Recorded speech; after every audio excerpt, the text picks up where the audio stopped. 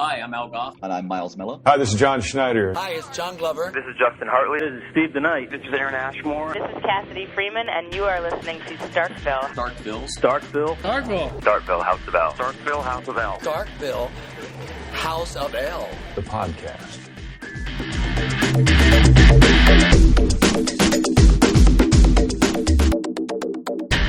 Hello again, everyone, and welcome back to Starkville, House of L.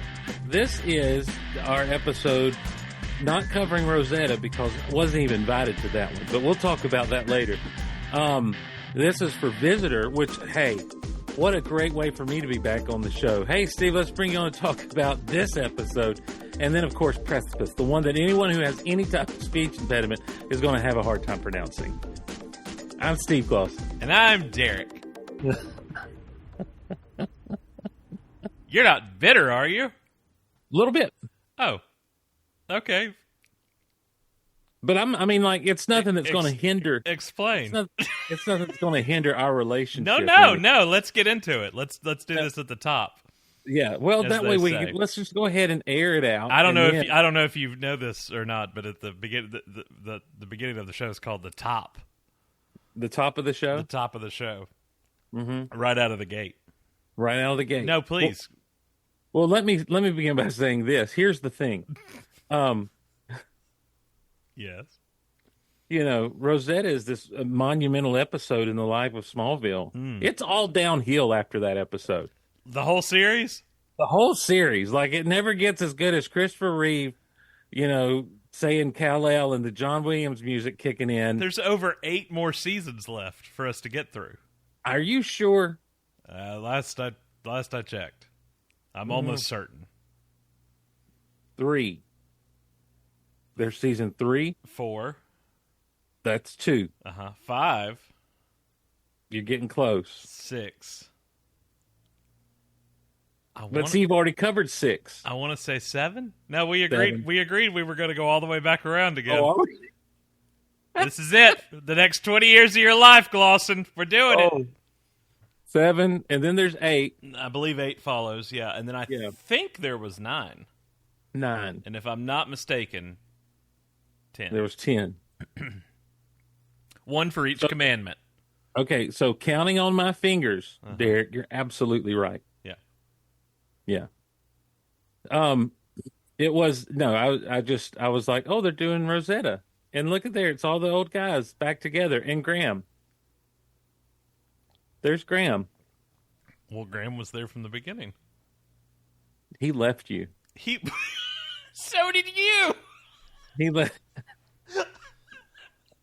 He left you for Heroes. So did you. Not for Heroes. No, I didn't leave you for Heroes. No, not for Heroes. Who would leave somebody for Heroes? That's a dumb reason to leave. We all left at one time or another. Did you want to be? Did you? Do you? It would have been nice. It would have been nice to have been asked. But you weren't. You weren't there at the beginning. Nobody knows that. See, if I had the. How do they not know that? Because. I don't know if you know this. There's people that have been listening the entire time. I don't know if you know this, but the S in SHU stands for Steve. Steve's hose. That's And let's name them. Robin. Don't mute you when I get it. This is what's frustrating me. I don't like this new thing you're doing because you start laughing, and I'm watching you laugh, and it's a good hearty Steve laugh. It's a full. Well, no. It's a silent laugh. It's commenced jiggling. It's let me tell you, right. It's Allman Brothers. And I do commence to jiggling. It's Allman Brothers, and then but it's not audible. Well, see, here's the thing. Since I've been married, I've had to learn to tone down the volume a bit. You don't have to do that here. I'm not going to fence you in. No, I don't. Well, easy. I don't have to do it here, but here I do. Not so much. Here not so much or here, but right out there. here. I got you. So let's name those hoes. Robin. He wasn't on for 200. Joe. Wasn't on for 200. I forget who else. Frank. 10. Frank. No, I wouldn't say Frank's one. I wouldn't say Frank's one. Wasn't on for 200. Damien. Wasn't on for 200. Yeah. But here's the thing. I was here for was I not here for 200? No, I was here for, what was the one we did? Insurrection with Tucker. Insurgents. Insurgents. You want to be on... What's Insurrection? That's not an episode. If your insurrection lasts for more than... That's Star Trek 9. Gotcha. Yeah. Wow, here's a guy that made a Star Trek reference and didn't realize it. Well, it's okay. We'll have a few with today's episodes. So, do we? At least one. Okay. I'm Visitor? sorry. I'm sorry. I thought for 200 I would Houston and Tucker. It was a great idea. Yeah. Oh. The execution, not so much, but on paper it looked great. Yeah, because everyone's like, "Who's this Houston guy?" No, but he got you. He pulled a. You were discussed many times throughout the course of the episode, if I remember correctly. Well, look, that's all once. I need. Because I don't know if you listened or not. You didn't. I don't know if you listened or not. The minute I saw I wasn't on there, I'm like, "Oh, I'm not on this." Did you think you were? Did you forget? I was like, "When did we talk about Rosetta? What did I have to say?" Please share your thoughts on Rosetta now. That's what I was really fishing for there. Go for it. I'd like you to. And I reeled it right in. Yeah, go for it. No, go right ahead. If you didn't listen, let me tell you what happened. The first name drop, the first time I mentioned Steve, of the 30 times I mentioned you throughout the episode, by the way. Yeah. Good. Houston goes, who? That's awesome. Hey, and I want to say to him, well played. Well played, Houston. It's good. It's a good bit. I'm glad you were able to find him, because didn't he disappear? No, he's right where I left him. Okay. He's right over there. Derek, I want to talk to you about something. Well, first, let me do comment on Rosetta. You guys. No, I'd like for you to. You guys did say all there is to say. Well, not. I mean, we really we were like Rosetta, and then we were like, okay, let's talk about the last 19 years. Look, I mean, the episode itself is good. It kind of furthers the mythology a little bit, but like, what is remarkable about it is the Christopher Reeve cameo, and is the discussion he has with Clark, and the John Williams music and everything. I just remember, like, for me that night, this was when I was still just watching Smallville by myself, and I had no friends watching it with me. Right. And I remember, when that music hit, it was a, kind of crap your pants kind of moment. And the commercial break. Yeah. And I just, and they were doing it leading up to that. They had the Fortress of Solitude kind of. But anti-Krypton music playing. They didn't have the trumpets. Right. I mean, they didn't have the then they hit that trumpet. And so I ran outside and called a buddy who I don't even think was watching Smallville, but I knew he was kind of a geek. I'm like, you tell me you're watching Smallville. He's like, no, I'm not. I'm like, what an idiot you are. Click. And then, I slammed my razor shut and ran back inside. You're dead to me. Yeah. Remember when you could slam... with the advent of the smartphone, you can't hang up on anybody in quite the same. The slamming down of the phone or the closing up of the folding phone is just, it's gone. It's a lost art. It is a lost art. But anyhow, it is a big moment, because I do feel like that cameo, and not that you needed St. Christopher's blessing on anything, but his participation really brought Smallville into a certain kind of category of saying, you know what, this is good mythos, this is good mythology, and there seemed to be some authentic Superman-ness to the whole show at that point, and obviously it's just stunt casting. I mean, that the simplest form of what it was stunt casting, but it was such special stunt casting. The fact that they made character for him and made it work. Is that stunt casting? I mean, I guess yes, and like a Terry Hatcher is a stunt casting. Right. But I feel like when you've got something of the caliber of Christopher Reeve... Well, the fact that I think what takes it a little bit beyond stunt casting is they had bigger plans for him down the road. Like that leads me to my next question. Like, what had we not lost him untimely? Like, still, like him and Henson, those are two that just... Yeah. You get if you could go back and have dinner with like one person from history, who would it be? And for me, it would be one of those two people. Sure. And I would ask, since they knew each other, I would ask it be both I would just like Right. to have a meal with the two of you. And since Robin Williams was his roommate, let's go ahead and bring him Let's in. bring him back. Now it's a party. Now, now we've broken all the rules of the scenario. Now I just want to cheat death.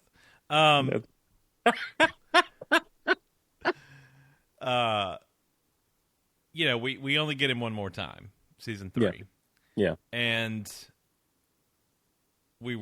he was going to be heavily involved or influencing season 4. Yeah. Before passing away, and then ultimately we got Margot Kidder. I have a hard time picturing a Smallville season 9 with a Virgil Swan. Mm-hmm. Like, because the show gets so far removed from what it was at the point that he comes on. Yeah. And I don't mean that negatively. It's just a completely different animal. I would think his role would have culminated big time like in season 7-ish. There was the strike, but obviously the whole Veritas stuff and everything that was in there. Mm-hmm. We see the wheel roll past the keyhole, which I thought was, at the time we talked about it, and it seemed a little bit. Little poor taste. Little kind of in poor taste. But to this day, I still wish they had brought Brandon Routh on as his son. Yeah, it would have been cool. But at the time, you think about, of course, I guess that was season 4 with Superman Returns, the summer between season 4 and season 5. So summer between 5 and 6. Are you sure? Positive. Okay. June 2006. That's fine. What trailer did they show then? Superman In Returns. That was in season 5. But in season 4 there was something. Batman Begins. Okay, you're right. Thank you. I don't want to break my arm patting myself on the back, but we're 15 minutes in, and you've said you're right to me twice, and I think that's in 200 episodes. I think that's the first time that's ever happened. So that's we're starting out 201, the next chapter of Shoe with a bang. We have really. I don't know that I've ever told you you're wrong. You've never said I'm right. That's different. That's not the same thing. Those are you know what? Hey, you're right. 3. And when you're right, you're right. Trick. Yeah. No, I would have had a hard time seeing him in what the show evolved to become. But then you also have to think, well, had he gotten to come back more and had he been influencing season 4, his presence, would the show looked different by the end of it than what it ultimately did? They found Brian Q. Miller found a good way to bring everything back around with him come season 11. I still think Star Labs being Swan Technology and Research was. Yeah. I remember the day he came up with that. Like, I could remember how pleased he was. That's awesome. Yeah, with that statue of Swan outside of Star Labs. But I also think that when you get into especially like season 5 with Brainiac coming in, that sort of thing, that you have you had a real opportunity for him to be like, hey, we've got another signal. This is what we're seeing. This is what's going on. Like to be that advisor role for Clark every now and again. Honestly, what took place in season 3 to me didn't feel like as big as it needed to be because of his untimely passing. It almost feels like they did that thing where they shifted, and it's like, we sent Clark a package. Here's the key. Yeah.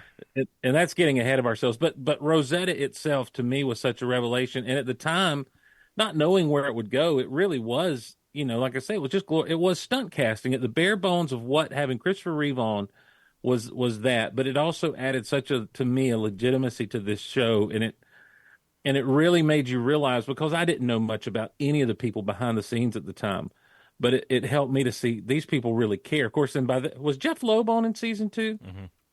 Okay, so him, along with, what Alan Miles were doing, it's like, okay, these are people that get it. They're people that know who part of their audience at least is, even though they were writing so much of the teenage angst stuff and everything. When they went full sci-fi and they went into the Superman lore, they always did it so well, even if they had to do their own spin on it, And that was just one of those moments in time for me. And I think now if I may do a quick segue, I think that's what makes Visitor so unremarkable. I think how do you follow that up? Right. And there was a few week break, if you remember, like it was almost like a mid-season or it wasn't mid-season, but it was like there was the break, there was the post-sweeps break where it's like it was 2 or 3 weeks before Visitor came on after Rosetta. It wasn't the very next week. Like we had to stew on that Christopher Reeve appearance. Almost 2 months. Okay. So it was like a mid-season finale almost. February 25th till April 15th. Yeah. So you've got 6 weeks there, to think about what you've seen and how are they going to come back from this? What's going to be, what's going to be the big thing when we come back? Oh, Clark knows it's called kryptonite. Well, from the outset of the cold open, before we jump on that, I do want to say, talking about the weight that Reeve carried, his presence coming to Smallville, can you compare that to anything else in pop culture history? Like the closest I think you could come is Zachary Quinto and Leonard Nimoy talking together on screen as Spock. Yeah, right. I can't think of anything that is as heavy hitting as Christopher Reeve and Tom Welling, which is, I don't want to oversell it because in the zeitgeist, it's not that big a thing in pop culture. But I mean, I know it is to us, but it's a huge thing for DC Comics fans, for Superman. Well, fans. I was going to say in like geek culture and comic culture and that sort of thing. They've tried to recreate that kind of thing several times. Like Keaton in the Flash movie, and is one of the more recent things that I think of. Any of your like post credit sequences in the early days of the Marvel Cinematic Universe, where something was revealed, like the reveal of Thor's hammer at the end of Iron Man 2, or Tony Stark walking into the bar at the end of The Incredible Hulk, those kind of things.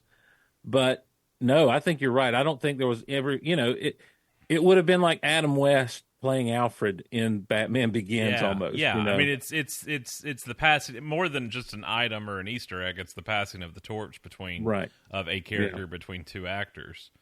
Yeah. And the only other time I really can think of something like that is the J.J. Abrams Star Trek. I'm sure there's something I'm not thinking of. Well, when George Lazenby said you were expecting the other guy. Well, that's true. Or this never happened to the other guy. Yeah. Well. Okay, continue. The Phantom Menace. What about it? Yoda was there. Yeah, but it was still Frank Oz, Yoda. It's not the same thing. You're just spinning wheels. You can't come up with anything. I like the money pit. It insists upon itself. No, which one's the first one? Visitor. You just Visitor. said it was Visitor. Visitor. Yeah. So back to what I was saying. It's a good one if it weren't after the Christopher Reeve episode. But nothing can follow that. It is the 39th episode of the series and the 18th episode of Season 2. As I said a minute ago, it aired on April 15th, 2003, nearly closing out Season 2. Okay, so you want to hear the embarrassing thing? Yes. I don't remember this episode. Wow. It's a blind spot. Okay, I remember Cyrus. Like, I remember the headphones and the hoodie. Like I remember the discussion of could he be from Krypton? I remember Clark correcting Pete and calling it kryptonite with a C or a K. Like, I remember that. Right. I don't remember any of the rest of this episode whatsoever. I don't remember the giant tower. Remember when they used to actually like put in some production value? Oh, like that was a huge thing for props to build for set construction. That thing in the middle of the Vancouver woods. I just to fall down. And Mr. Coach Klein, like, okay, 2 episodes back to back with some just jackass bullies. in Yep. it. Mr. 37-year-old balding frat boy in the next episode is one of the worst actors I've ever seen in my entire life. Stay away from me. But they were really going to hook the truck up to this thing and kill that boy? Like, he was going to die. Yeah. If they tore that thing down. Yeah. Yeah. Like, I don't remember him healing the horse. That was the thing that... Or the broken neck. I forgot two things about this one. I forgot about... it was the next one. I forgot about the B storyline. I forgot about him actually having powers. Mm-hmm. But everything else he did was like a magic trick, basically. Mm-hmm. The fire. Right. But the healing he could actually do because he ends up being a meteor freak. He's just an orphan. Right. Meteor freak. But this has got to be... I would have had to have watched this when the season 2 DVD came out. If I've watched it since then, I don't remember watching it. And honestly, Precipice is a little bit of a blind spot too, though I do remember more of it because I do remember where I was sitting the night it aired. I was sitting at Graham's house. But this one, and it may be because of the shadow of Rosetta. You come off of that and you're like, man, this one's... Well, that's the thing. Like it's a decent enough episode for Smallville, and for a Freak of the Weekish type episode. It's a season 2 episode, right? But because you were still, regardless of the fact that it was 5 to 6 weeks between, you're still just kind of like, oh, this just doesn't hit very strong. Mm-mm. And I think that throughout the series, that was one of the weaknesses of this show. And because you're dealing with 22 episodes a season.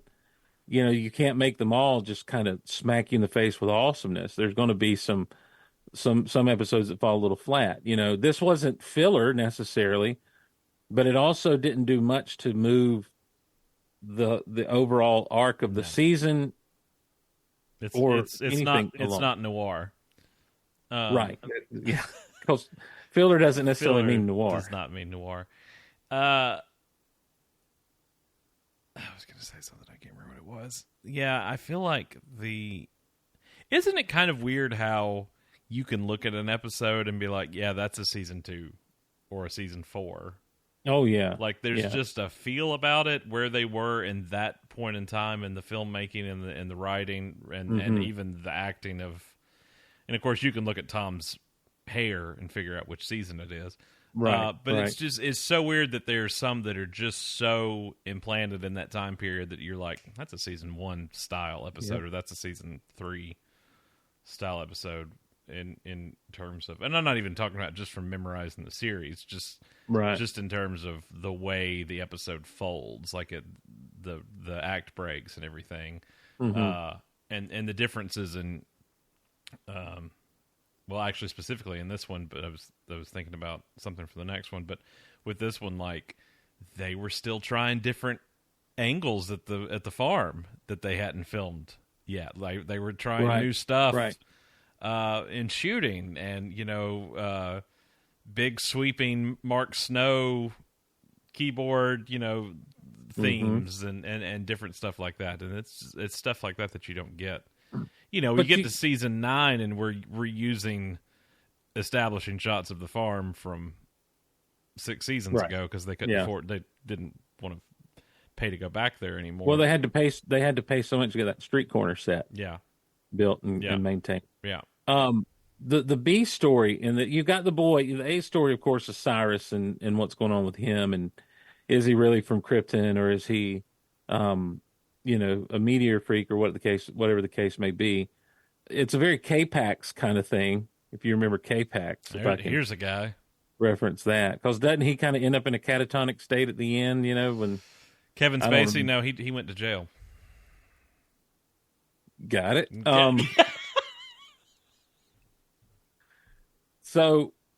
But the B story of this is Helen and Lex's, whole thing with each other. The B story in both of these episodes. But this is like, why don't you trust me to go in this room? This is where we get the Clark. That's my best memory of this is the room, and honestly, I think the better memory of the room is when Clark finds it later. Right. And I forgot just how weird. Oh, this dark, dimly lit, giant floor-to-ceiling pictures of Tom Welling. Yeah, it kind of looks like my office. he's Lex is as obsessed with Clark as Derek is. I mean, it would be like if you walked in the old studio where I had that bus shelter, Smallville season 4.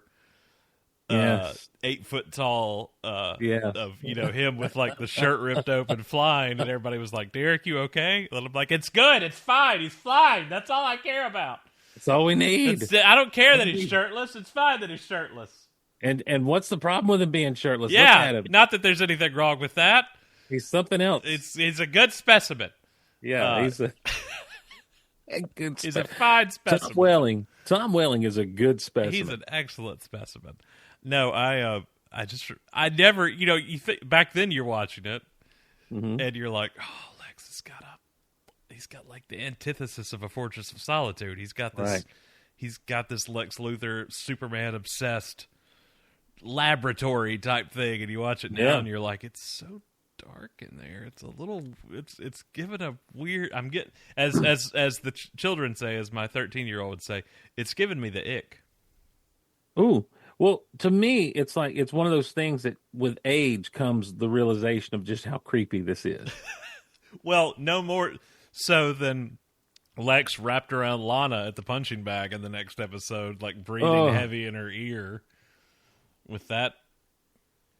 Yeah. Yeah, if you had told us like in season 2, okay, in 4 years they're going to get married,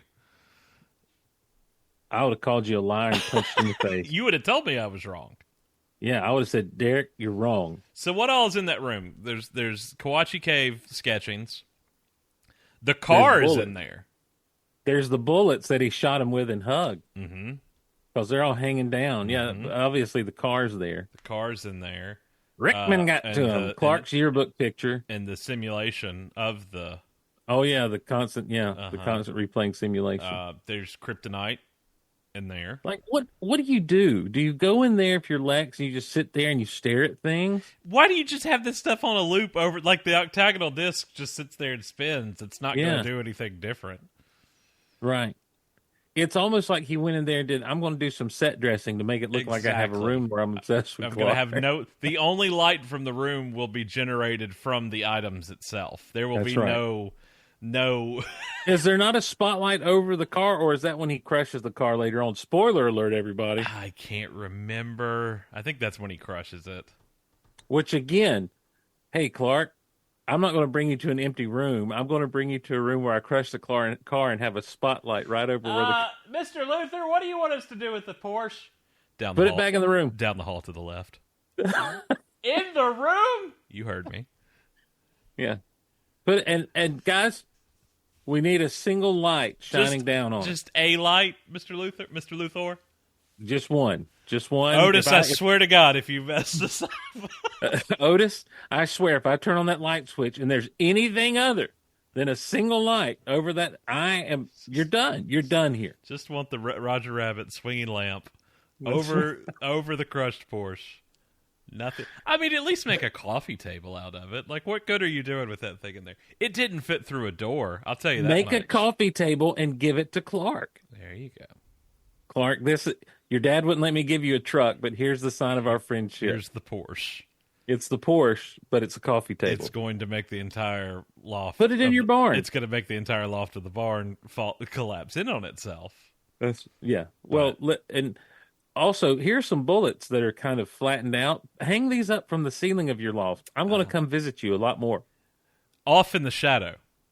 Yeah. But, one of the parasitic worms from Rush. You want this picture of yourself, Clark? It's really big. You want this dog? It's illuminated. We call it a translight, I believe, in the movie industry. Yeah. It's a double-sided 27x40 theatrical. It's backlit.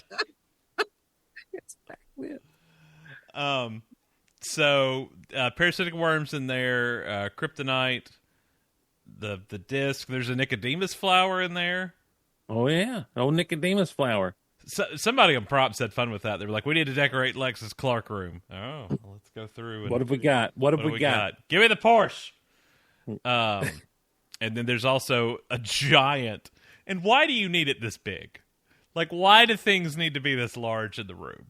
Why do you need a giant family tree scan? Like, floor to ceiling. Just to remember. Just to study everything in detail. Just so I could stand in front of it and perplex myself. Mm-hmm. That's exactly it. Like, you just stand there and you stare like, these markings. What? You know, especially in these first few seasons, and we see, obviously, here we're getting into the obsession that Lex has with the lies that Clark has told him. And in the time since the series has ended, I've read a lot of think pieces, and I've heard a lot of people talk about how Lex was kind of justified because Clark was gaslighting him like the whole time. Like, yes, he was lying to him. Of course, Lex is going to be suspicious because he gets lied to for X amount of years by his quote-unquote best friend. But at this point, it's like, you've already got a room. You've got a creepy room. You're out. Yeah, it hasn't. It's been 2 years of friendship. Not even 2 years. Yeah. So, yeah. It's a little odd. And then you're going to let your fiance see it. Who already knows he's an alien. Right. Oh, yeah, she does know at this point, doesn't she? Mm-hmm. Cause of fever and everything. See, and I didn't remember Martha being worried about the pregnancy and going to Helen. Like, I did not remember that at all. Yeah. The things that I have forgotten. There was something else I was going to say about the room, and I can't remember what it was. Oh, well. Yeah, this one just... If you had asked me, I would have been like, I couldn't tell you. I couldn't have told you what the B-plot was, even though I remembered it as it was happening. Right. Right. And I really didn't remember the B-plot of the next episode. No, me either. And the thing is, in both of these episodes, to me, the B-plot is more interesting than the A-plot. I think so, which is saying something because I didn't really care for the whole Helen thing as it aired. No, I didn't either. But the idea of what it does, of what we see Lex go through in that episode, and the fact that we see how obsessed he... Listen, when we get to season 3, spoiler, we're going to find out Lex is a little bit off his rocker. He's got some mental strain in his life. And so this, I don't think they intended to set that up with this, but if you want to retcon things, this obsession with what took place in his life, which makes sense. I lived when I should have died. The only other person that was there was my friend Clark. Obviously something's going on and I can't figure out what. So I've got this room that is feeding my obsession. I have the money to be able to construct something like this. That type of obsessive mindset is going to eventually crack, with all the other stuff he's had going on with trauma. You add that obsession on top of trauma that's been covered up and hidden all these years, it's going to break at some point. Well, so it really does play into where they're going, especially once he gets to the island and everything, I mean, it's... That does raise a good question, though, because I was thinking about this in terms of watching this episode specifically when they get to the room. Because there's not a whole lot in this episode about Lex distrusting Clark or any other... I mean, there's the Jonathan not wanting Martha to go see Helen because he doesn't want their family to become pillow talk, like that whole thing. Right. But there's there's no Lex Clark strife in this episode that leads into this out of place room showing up. Other than, well, that's the thing. It's been there all along. Oh, I get that. I'm just saying specifically for this episode to be the reveal of his. We need a room. We need a name for this room. The Clark room. Nah, it's not. No, I'm sorry. Well, we're just brainstorming right now, Jerry. There's nothing. So much for no wrong answers in brainstorming. Well, we'll get there. No, there's wrong answers in brainstorming. Of course there are. Sorry, was I supposed to yes and you? The Clark room. No, I thought you'd come back with another idea. Is it like the Instead of dark room, Is Clark it like room. the dark room? Like when you It wasn't, and then do I thought of pictures? it. Oh, I got it. Is it weird to you that in all the times that Chloe like investigated Clark's adoption, all that stuff, like Lex never really looks into Clark's adoption. That's never really a thing that happens where he's like, in all of his obsessiveness and all of this room, which I'm looking at now, and I can tell you this, the most light coming from this room is the door to the hallway. There are two porch lights on either side of the door. I believe they're called floodlights. It's a castle. No, those are porch lights. They're just little single bulb flickering, Right. on either side of the door on the stairwell in. And the only light is the illuminated screens, and that's it. I mean, it's just what a creepy space you have for what a creepy I love you space you have for your best friend. What now? And why didn't Helen, when she walked in there, just immediately be like, I'm out? So you're a homosexual. Like, so you're in love with him. So he's underage.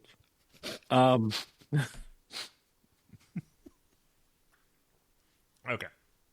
Lex, I guess I'm going to go back to Paul. To be continued. Precipice. No. Precipice. No Veritas on the window that I noted. No. I only remember one shot of the window when Lex was sitting in front of his desk reading when she came in and asked about the room being locked. Mm-hmm. I don't remember any other shot of the window. No car flips. Listen, until we get to that Veritas window, usually if there's anything on it, it's an L. Well, I know, but that's the whole bit we've been doing this whole time. Or 50 or Luther. That's the whole bit we've been doing is whether or not that's. And I got to tell you something. I watched X-Men recently, and I can't find that window in that mansion. It's a different room. Are you telling me that mansion has different rooms in there that they would film in? I've been there, yes. Well, that's that's a set, sir. I don't know about... Don't you dare. Don't you dare tell me that. The only time they film inside the castle is the pilot. All my life. Did you think they filmed inside this castle the whole time with Lex's office? That's the bit I'm going for, yes. Okay, well, you're going to die on that hill. What about that blacklight painting room back in the first season with the invisible kid that was obsessed with him? Oh, yeah. That's a different room. Yeah. Why don't you, when she asks what's in there and it's why it's locked up, why wouldn't you just say it's my dad's stuff? He just locks it up. Derek, let me tell you something. I don't know why he didn't say that. I'm not a liar, so I wouldn't say that. I would just stand there and be like, something I don't want you to see. Why would you just be like, that's my dad's stuff? I'd be like, do you ever watch Friends? You know how Monica don't want people going in that one closet in the hallway? Like that. It's where I keep all my ex-lovers. It's the linen closet.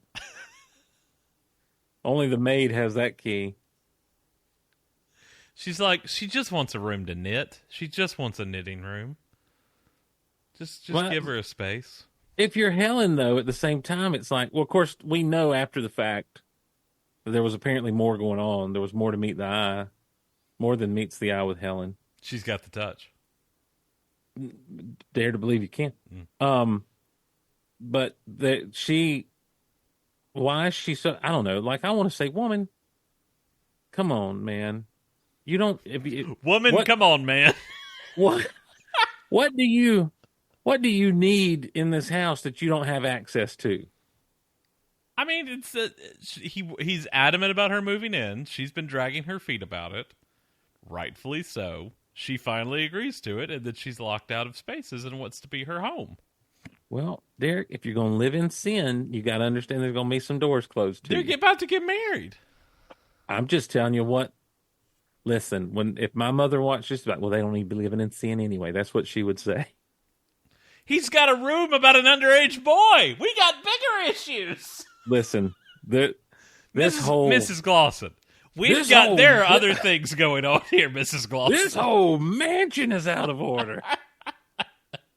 You can't handle the room.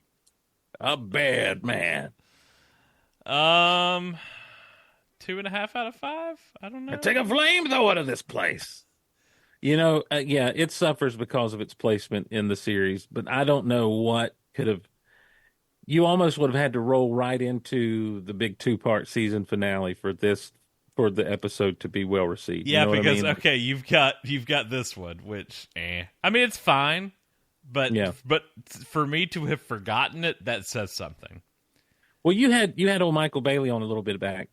And he asked me to be on something he was doing the other day, and he referred to something as aggressively fine.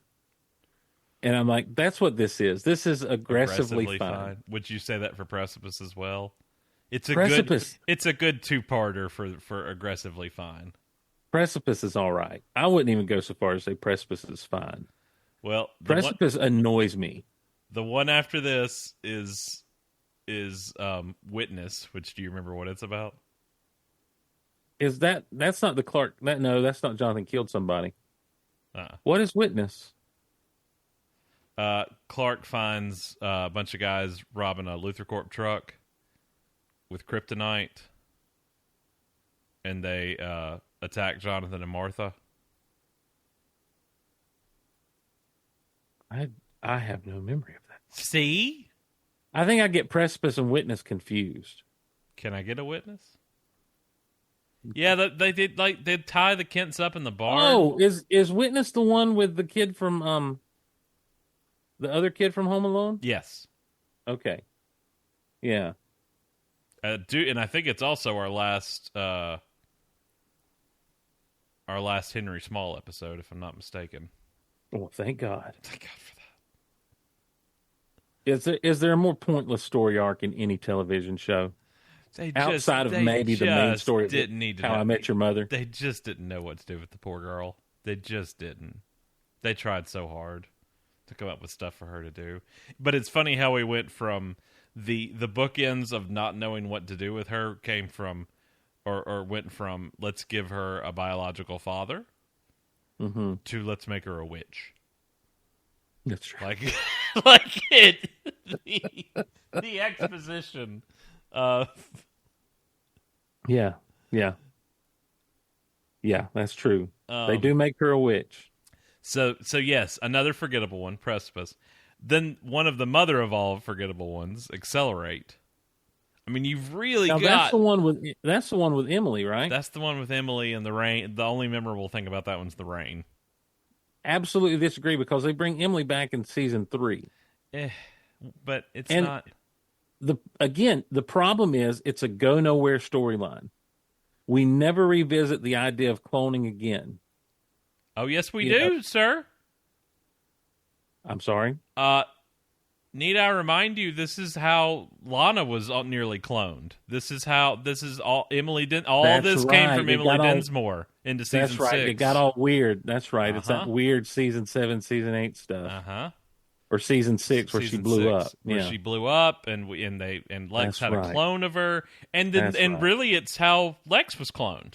I mean, all of this gets referred back to Emily Dinsmore later on. You're right. So yes, while it does tie in, it's still not a good episode. Yeah.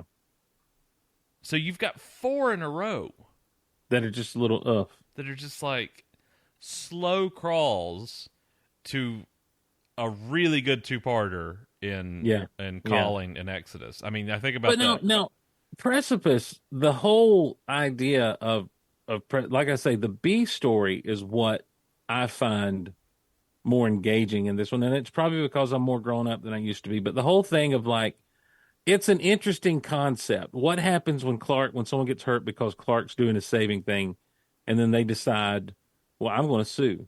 Touch me and I'll sue. Mm-hmm. I didn't hear no bell. It's an interesting concept, but I don't know that the execution.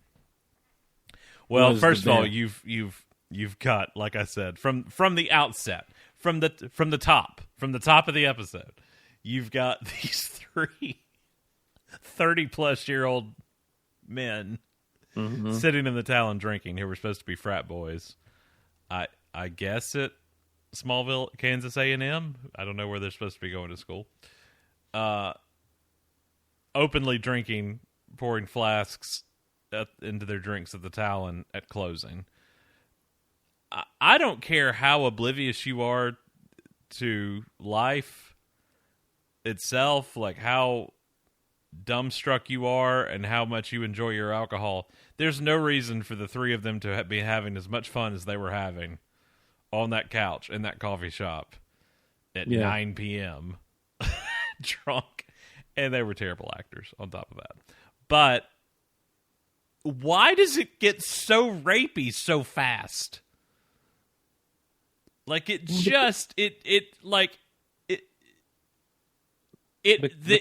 beginning of this episode accelerates so quickly. Like it just goes from 0 to 100.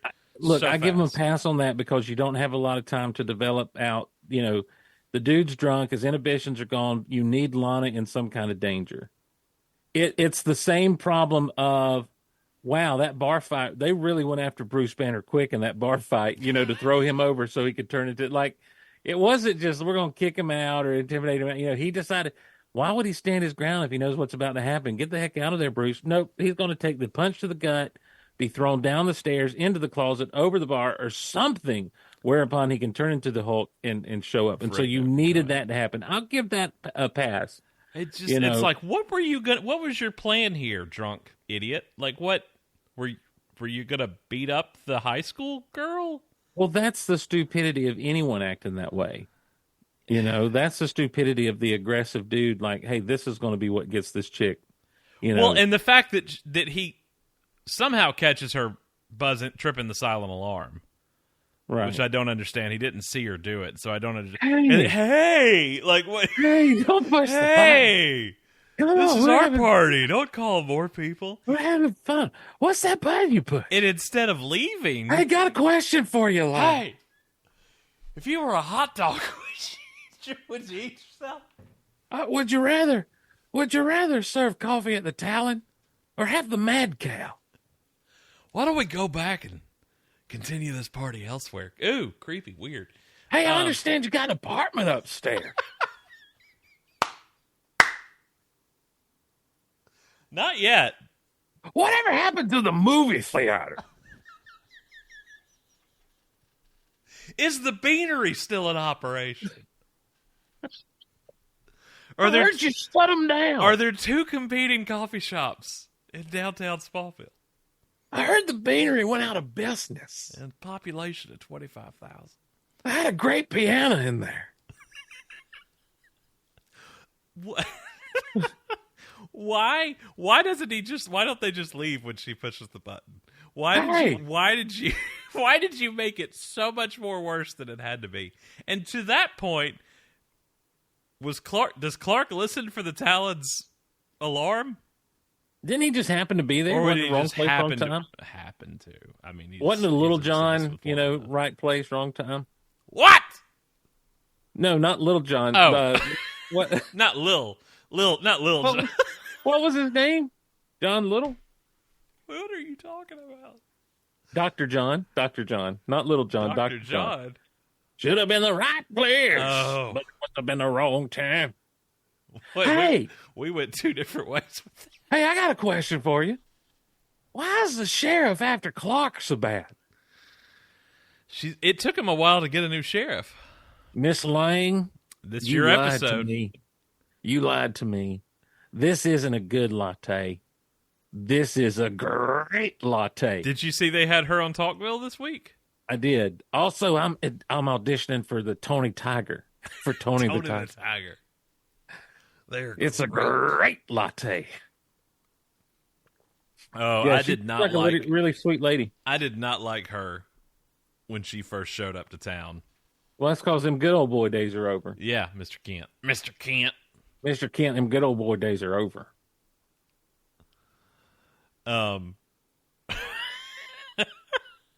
Yeah, I did not like her.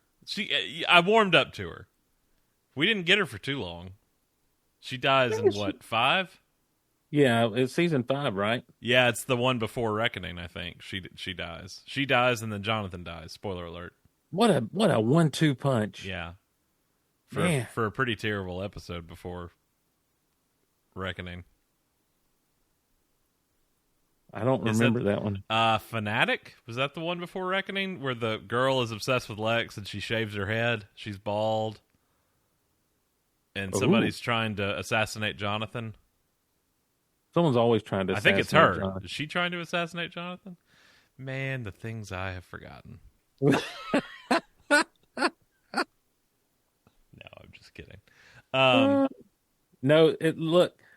you got Fanatic's 2 episodes before. Lockdown. That's it. That's the one where she dies. A deranged policeman who survived the attack of the Kryptonians and his policewoman fiance break into Lex's mansion. Mm-hmm. What Kryptonians attacked? Oh, Namek and Aether. I thought that was later on. This season 5 when Brainiac shows up. Yeah. Because he's attached to their ship. Mm. And it's DL from Heroes. D.L. Hughley? No. Hey, why does that sheriff hate Clark so much? I mean, heck, he's a good kid. I like how he plays football. I like how he turns to run away, and Lana's like blocking him with all these weird emotive faces in the alley. Yeah, like, what did you do? What have you done, Clark? Why would you do this? You know, I'm mad at myself now. I'm just thinking about this, and it was used so heavily in those first few seasons. I'm going to have to get on to Robin about this, because I don't think that's actually behind Main Street. We didn't go to that alley. I would have liked to have visited that alley. A lot of stuff happened in that alley in the early seasons. A lot of stuff happened in that alley. Mm-hmm. Green Arrow hit that can tab. Was that alley? Yeah. Yeah. Have I told you? Yeah. For you. Yeah, why didn't we visit that? Robin, come on. Dang it, Robin. You're listening. One of Steve. He's not in this episode, so he's not listening. One of Steve's hoes, evidently. I don't understand. I don't understand that at all. I don't either. I was just listen. Sometimes I try to be funny and I say things I shouldn't say. Man, my page is still pulled up on Witness here, and the thumbnail is Clark coming out of the That's the naked Clark coming out of the furnace episode, yeah. And I'm like, it's the Shadrach, Meshach, and Abednego episode. How about that Paul? So Captain Christopher Pike from Star Trek Strange New Worlds. Oh, nice. Anson Mount. Anson Mount, and also he was something else. Black Bolt from that's right, from the Inhumans. Inhumans and Doctor Strange Multiverse of Madness. Looks nothing like him here. Had completely forgotten he was in this. And had also, as soon as I saw him, I was like, oh yeah, he was in this. Oh yeah, he auditioned for Lex and got the role. And I'm pretty sure dropped out, if I remember correctly. That's his story. Yes, that's his story. But Alan Miles say that he auditioned, but they'd never offered him the role. That was one of those things where like his agent was like, you've got it. You've got it. Yeah. This episode written by Clint Carpenter. This was the only one he wrote. Oh, Clint. Now, he is the Lost Carpenter sibling. That's it. He did write the Smallville comics, the original run of comics. Long ago. So, there's that going for him. It is the 40th episode of the series overall, directed by Thomas J. Wright. What else did he direct? Season 3's Whisper. That's your favorite. He was also the second unit director on Howard the Duck. So, guy's got cred. Street cred. Guy's got some major cred. Aired April 22nd, 2023. That was 21 years ago. No, it aired April 22nd, 2000. Sorry, 2003. That was 21 years ago. Yes, that was 21 years ago. 21 years ago. God, that's weird. That's why Anson Mount looks so different in his other roles recently. He sure does. It's 21 years ago. Meacham's dead. R.I.P. Meacham. We hardly knew he. Oh, Meacham. Dang near killed him. It's the only Did kill him. Wrecked him. The Paul Lex Helen thing to me is the more intriguing because it's a more adult storyline. Well, and what are the odds that Clark and Lex are going to both be in scenarios in the same week where both of them have been attacked by somebody and they're lying and say they were attacked? In Smallville, it's 100%. It's 100% chance. It's also a very long stretch of episodes without Lionel. Yeah. He must have been doing a show. Glover must have been doing a show during this time. Well, they were also like, look, you've heard from different people who were there in the show, especially in these early days. They were very much like, we'll call you when we need you, and people didn't really get the call back. Holy shit! Holy hell, Steve! Okay, Andy, the jerk from the frat boy jerk. Yeah, the balding one. Yeah, played by Michael Adamthwaite. Adam Waits. Yeah. It also says he was a student at Metropolis University. I don't remember that being mentioned, but whatever. Michael Adamthwaite would go on to portray a character in season 9 of Smallville. Would you like to guess who it was? I couldn't. Was he one of the Kryptonians? It's the pimp Rick DeGroot.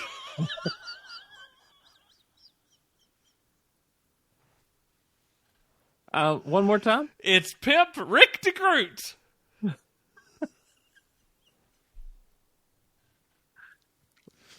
Pimp. I don't think you were on this episode. I think that was Robin and Frank, one of the last couple episodes where they were on. In season 9? No, I was there throughout season 9. I just mean in a couple episodes ago, somehow I landed on Rick DeGroot and was like, I have no memory of this character whatsoever. How did I get Tim's yelling at his iPod? Nobody has that. Tim's yelling at his computer right now, I'm sure. How did I get on Rick DeGroot a few episodes ago and was like, I have no memory of a character named Rick DeGroot, and then I learned he was a pimp, and I was like, I have no memory of a pimp being on Smallville. And then I realized he was Speedy's pimp from season 9. I have no memory of what you're talking about. Speedy from Green Arrow lore. Oh. Crossfire. That's the name of the episode, right? Yeah, Crossfire. Season 9. Oliver tries to help out a young street girl, Mia, a.k.a. Speedy, get out of her dangerous life by offering to train her. Okay, but Maya double-crossed him. I vaguely remember that. He's a pimp! A P-I-M-P. Say, Jim! At any point, did he say it wasn't easy? I just could not remember a character named Rick DeGroot. Like, why is that his name?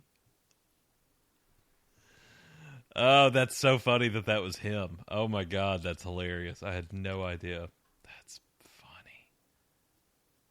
He's had a lot of roles. At least 2. Michael Adamthwaite also voiced Colossus on the animated television series X-Men Evolution. Michael Adamthwaite also voiced Namor the Submariner on the animated television series Fantastic Four: World's Greatest Heroes. Yeah. Michael Adamthwaite also voiced Thor in the 2008 animated film Next Avengers: Heroes of Tomorrow. Why do they have all these listed like this? Michael Adamthwaite also voiced Balder in the 2009 animated film Hulk versus... What was that? Well, it was a 2-part thing. They had Hulk versus Wolverine and Hulk versus Thor. Oh, I vaguely remember that. Barnott Top in Watchmen. Barnott Top, yeah, in The Watchmen, yeah. Uncredited there. Voiced Justin Hammer in Iron Man Armored Adventures. Portrayed Torque on the CW series Arrow. And portrayed Cooper on the CW series Supergirl. Well, he's got to be a Vancouver Well, he's from Ontario. Well, he's one of those Vancouver ones. I've been rewatching the X-Files from the beginning, something I haven't done. I don't know that I've ever done it since it ended. I mean, I watched it originally. Yeah. And I don't know, 7 or 8 episodes in, Dr. Walden showed up. Yes. Which is funny seeing him, you know, 10 years younger, but very much a Vancouver staple on these shows. Michael Adam Thwaite. Rick DeGroot. Who would have known when I made a joke about Rick DeGroot the other day that it was going to be this doofus frat boy drinking at the Talon? Shouldn't you be doing finals? It's April, man. University. Why are you sitting in the Talon drinking? It's because you're 37 years old and your hairline is receding. Well, now, did you see War of the Planet of the Apes? Is that the latest one? No, that was the one with Woody Harrelson, the last one before this latest one. Yes, I've seen all of them except the latest one. He was the gorilla. Well, he's had a good career as a voice actor, clearly. He was one of the gorillas in that movie. I think maybe one of the traitor gorillas. Luca. In this episode, John Wash, who is that, assisted the digital effects team when the production crew was filming a scene that was going to involve Clark x-raying a car with a group of teenagers in it. To achieve the effect of Clark x-raying the SUV, John Wash had all the actors in the SUV sit on top of apple boxes to get them at the representative height they would be in the SUV. The actors then went through all the motions that they needed in order to sell the x-ray effect. Now, why did you apple have them boxes sitting seats on apple boxes seats and the boots with the fur? No. That's when he looked in there to see dude take off his neck brace. I know when it happened, but why? Oh, I'm not understanding the needing them to sit on apple boxes to achieve the height. In a studio, they probably did that for the effects shot. Okay. Couldn't you just get a car seat? Couldn't you just draw it? Couldn't you just think about it? Couldn't you just have heard the sound effect of the X-ray vision and known that he saw something? Couldn't you have just not done it? No, you had to show that the guy took okay. his neck brace off. Yeah. Do it. And Clark had to see that as well. Couldn't they have just forgotten to roll the window up when he got in there and did that? Couldn't Clark just kicked his ass? Well, he tried, and that you saw where that landed him. I like the notes of this episode. This episode is the first time that Lana Lang learns martial arts. Okay. She'd take that all the way to Street Fighter. I like how she mastered it in 3 punches and 1 kick. Well, look, she's Lana, man. Also, if this is all hearsay and he's saying that people attacked him, what's the difference? Why did she just actually beat the crap out of him? Like, what did that prove?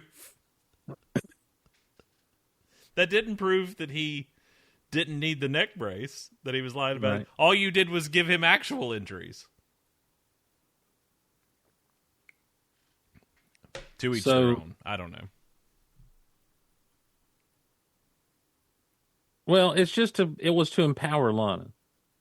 Because to be fair, up to this point, Lana has really been a victim so many times. And so you have to kind of give her some agency in the midst of all this craziness. Now, did she learn how to do everything really fast? You know, that roundhouse kick? Sure. But, you know, she was a cheerleader. I don't know. There's so many weird things with this episode. It's like she was a cheerleader. I know she was a cheerleader. I'm not questioning that. So she can learn self-defense really quickly. There's just so many things in this episode. Was this written by somebody who wrote another episode? Did I say that? Clint Carpenter. You did, yeah. He wrote that one other episode. No, I think the other person wrote. Did this one write Whisper? No, this is the only episode he wrote.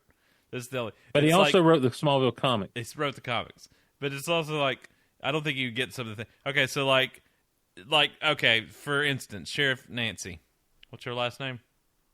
Myers. Adams. Apple. Why is she giving out sentences? She's just the sheriff.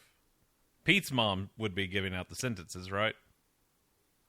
Did she give the sentence to Clark, or did? Yeah, she talks about how it's going to be this much money, and Clark's like, "We can't afford that," and she's like, "Well, why don't you just pick up litter on the side of the road? Keep Smallville safe that way." Well, I can't do it as well as you can. I'm sorry. I think you have to give a little. Again, I think it's one of those writing things you have to give a little bit of leeway to, because you don't have time to get in a courtroom and Pete's mom be the one to do this. Especially because Pete's mom, I think she's hasn't really been introduced yet. I think she's a federal judge anyway. That's neither here nor there. Why, if all of this legal stuff is going on, and all the times that Lex has offered to help with legalities, he never once offers to help Lana or Clark in this episode? Because Lex is dealing with his own stuff right now. Lex has got Paul, and if you recall, he's got that room being built. He's got to deal with. Listen, how are they going to? You can't hook a Porsche in a door like you can a couch. Sheriff Adams told him, "I'm sorry about Dr. Bryce, but I hope you're not planning to take the law into your own hands." I was there. I remember. Yeah. Yeah. So, you got Helen in trouble, so he ain't got time to worry about these kids anymore. He's got all these lawyers. What? He's bringing in a high school girl into his office in the midst of this episode to throw some punches. Well, look, sometimes you've got to take the law into your own hands. And lawyers move too slow. It's awkward him not hitting on Lana in this episode. It's awkward that he's not hitting on Lana? It's awkward that he's not hitting on her. Right. It's weird. Don't worry. I got lost in that double negative. It's fine. Don't worry. Don't worry about Lana. She's going to be just fine.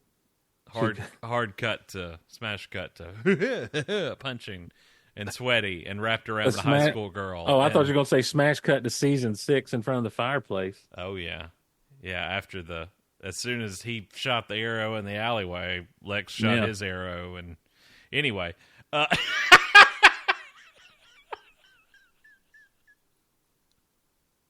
they got married, Steve.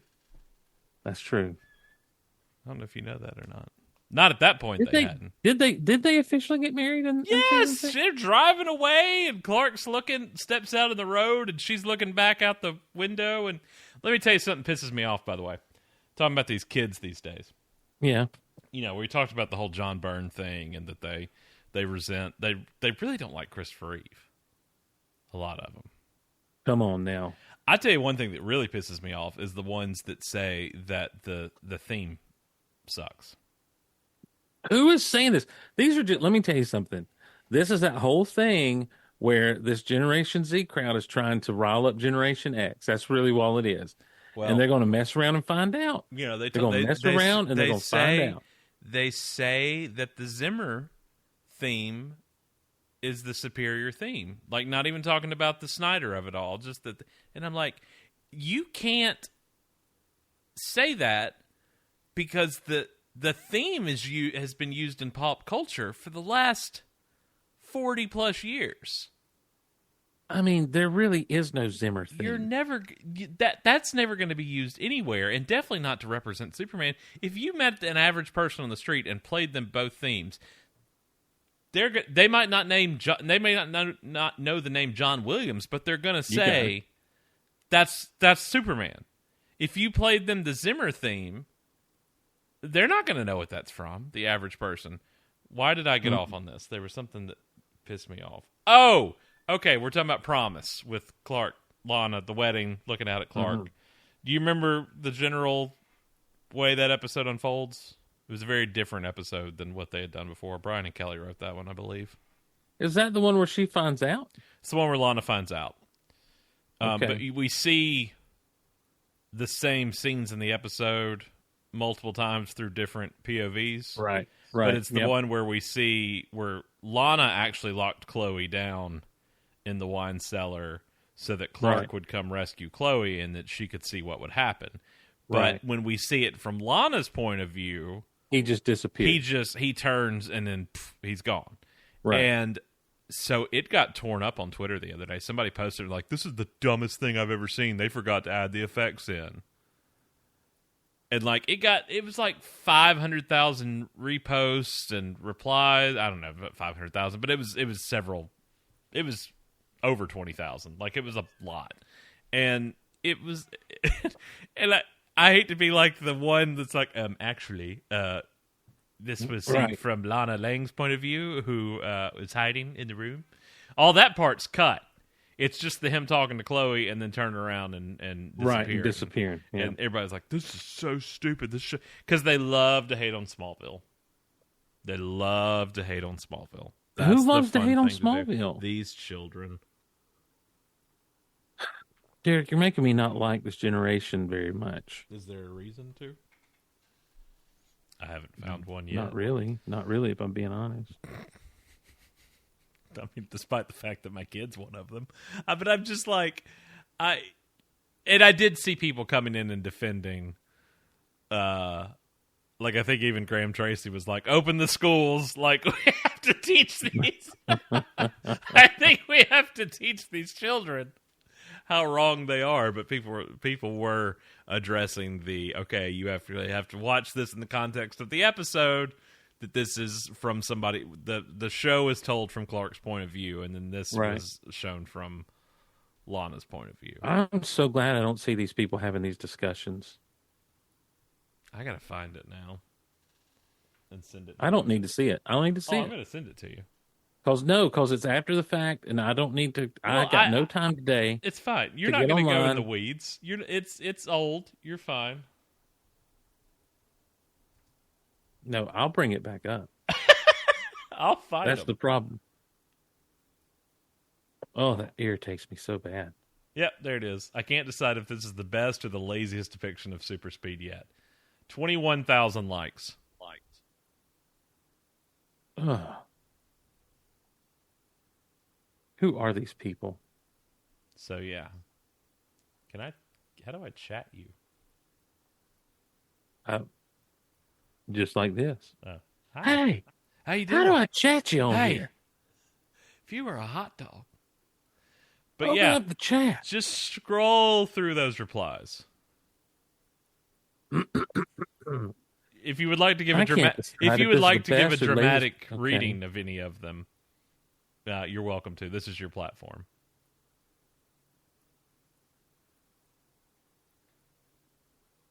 Where's the sound effect and the blurring motion? Laziest.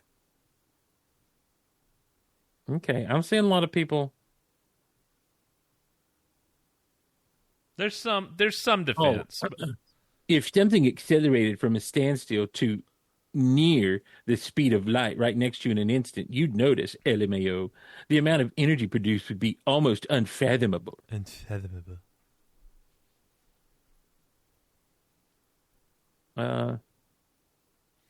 I see a lot of people saying it's from the perspective of Chloe, and that's incorrect. Right. That may just be from their memory, though. In my personal understanding of physics, an object moving that fast out of that small of a space would have had an implosive effects on everything in the room and tunnel, not just tussling some hair. My gosh. I thought it was the weirdest choice. It was never depicted like this at any other time in the series. Why would it be done like this now? When I first saw it, I thought they forgot to add in a visual effect. Right. Oh, here's one that's fighting words. It's the laziest, and that's saying something for Smallville.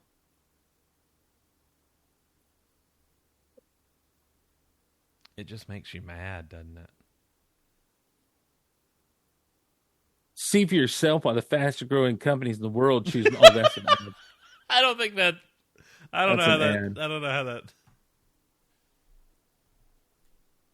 It's the most realistic, but lazy in a creative way.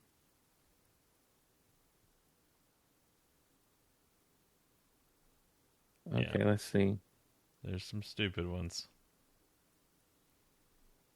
I do appreciate the people who are defending it. I've seen. Yeah. I didn't see a lot of the defenses when Tim sent it to me, but I'm seeing them now. I'm seeing a lot more defenses than hate. This is he just found out about Mac's private life. What? He just found about Mac's private life. Allison Mack. Oh, Allison Mack. Okay. Yeah, so he got the heck out of there. No. Hey, why are we down in this dungeon? Anyway, neither here nor there, but just thought I would share that with you. Yeah. I don't like this mentality now of anything that is more than 10 years old in Superman. I guess probably in more things, but I'm only paying attention to it when it comes to this. That anything that's more than a decade old is dated or doesn't have any kind of influence on, shouldn't have any kind of influence on anything that's come since. Well, I don't understand that mentality. That's my thing. It's like no one can fully articulate the good reasoning of that.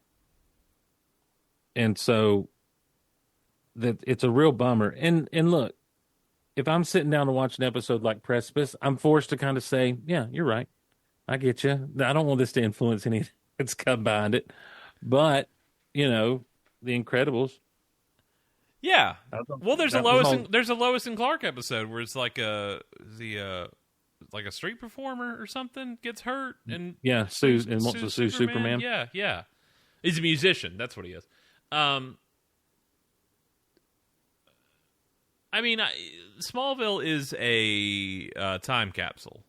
Mm-hmm. I mean, it existed within the time period that it aired and is going to be a ramification of what this show aired on, the WB, what it was aimed for. And I think trying to negate that or make fun of it after the fact is not a very fair assessment, especially when it's being done by people who weren't even alive at that point when it premiered.